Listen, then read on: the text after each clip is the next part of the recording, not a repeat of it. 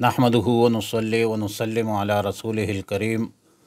اما بعد فاعوذ باللہ من الشیطان الرجیم بسم اللہ الرحمن الرحیم فمن ثقلت موازینہ فاولئک هم المفلحون۔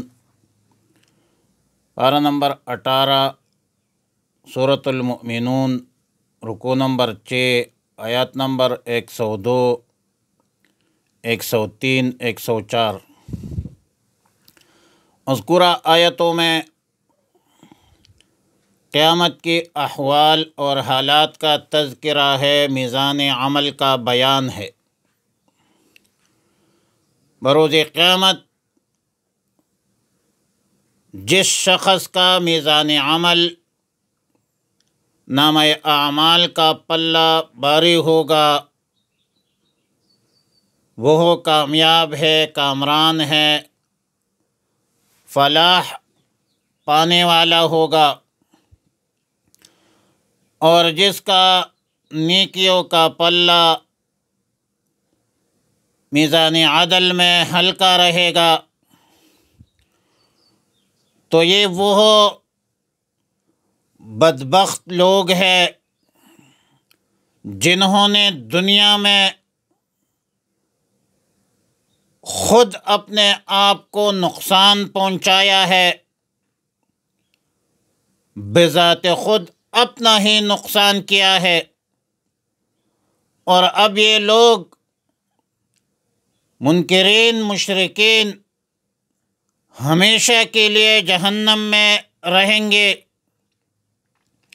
یاد رکھیں کہ آیات مذکورہ میں مؤمنین، کاملین، صالحین اور کفار، منکرین، مشرکین کا صرف تقابل ہے، یعنی مومنین، کافرین، مومنین اور کافرین کے وزن اعمال کے تقابل کا تذکرہ ہے، اور ہر ایک یعنی مومنین اور کافرین کے انجام کا بھی ذکر ہے، بئی معنی کہ مومنین کاملین کا پلہ، نیکیوں کا پلہ میزان عدل میں بھاری ہوگا، ان کو کامیابی، کامرانی حاصل ہوگی، اور کفار کا پلہ میزان عدل میں ہلکا رہے گا اور ہمیشہ کے لیے یہ جہنم میں رہیں گے۔ قرآن کریم کی آیات بینات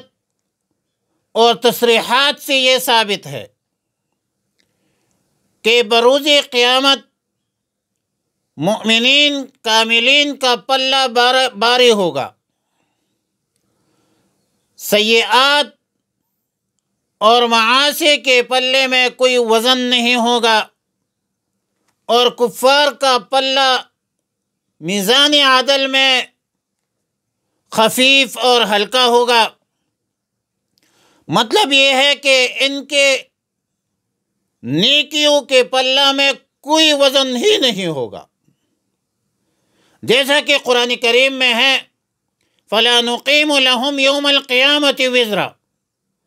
ہم کفار کے اعمال کا قیامت کے دن کوئی وزن ہی نہیں کریں گے،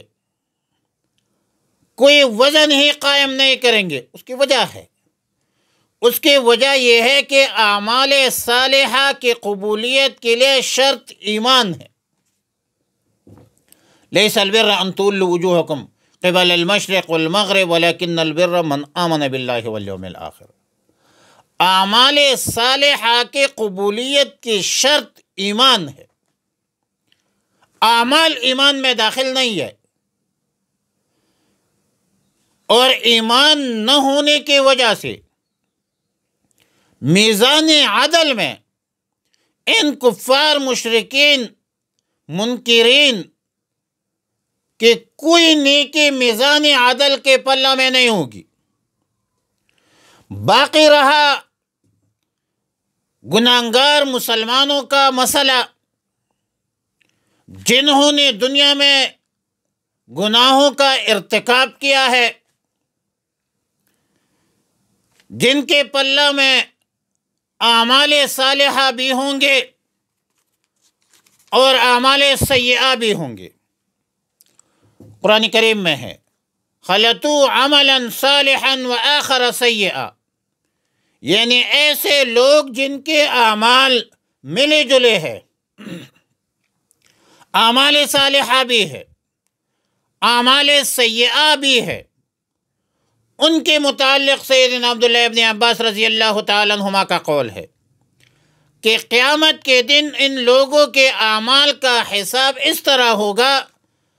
کہ جس شخص کی نیکیاں اس کے گناہوں سے بڑھ جائے، خواہ ایک ہی نیکی کی مقدار سے بڑھ جائے، وہ جنت میں جائے گا، اور جس شخص کے سیئات، اعمال سیئہ اور گناہ نیکیوں سے بڑھ جائے، خواہ ایک گناہ کی مقدار پر کیوں نہ ہو، تو وہ دوزخ میں بطور سزا جائے گا۔ اور دوزخ میں جو داخلہ ہے یہ بطور تطہیر اور پاکی کے لیے ہے، جیسا کہ لوہا یا سونا آگ میں ڈال کر اس کے زنگ اور میل کچیل جو ہے وہ صاف کر دی جاتی ہے، اور جب تطہیر ہو جائے تو جنت میں داخلے کا قابل ہو جائے گا، تو پھر اس کو جنت میں ایمان کی بدولت داخل کیا جائے گا۔ سیدنا عبداللہ ابن عباس رضی اللہ تعالیٰ عنہما نے فرمایا کہ قیامت کے میزان عمل میں، قیامت میں ایسا صحیح وزن کرنے والی میزان ہوگی، ترازو ہوگی کہ ایک رائے کے دانے کے برابر بھی اس میں کمی بیشی نہیں ہوگی۔ جس شخص کے اعمال حسنہ اور اعمال سیئہ میزان عدل میں برابر سرابر ہو جائے تو اس کو اعراف میں داخل کیا جائے گا۔ اعراف جنت اور دوزخ کے درمیان ایک جگہ ہے، اور پھر بالآخر ایمان کی بدولت اس کو جنت میں داخل کیا جائے گا۔ اب وزن اعمال کی کیفیت کیسے ہوگی، کس طریقے سے اعمال کو وزن کیا جائے گا، اس کی کیفیت کیا ہے، تو اس حوالے سے 3 اقوال ہے۔ پہلا قول یہ ہے کہ میزان عدل میں ایک انسان مسلمان یا کافر کو رکھ دیا جائے گا، کذا فی البخاری و مسلم من حدیث ابو ہریرہ رضی اللہ تعالیٰ عنہ، یعنی بندے کا وزن کیا جائے گا۔ نمبر 2، ایک انسان مومن یا کافر کے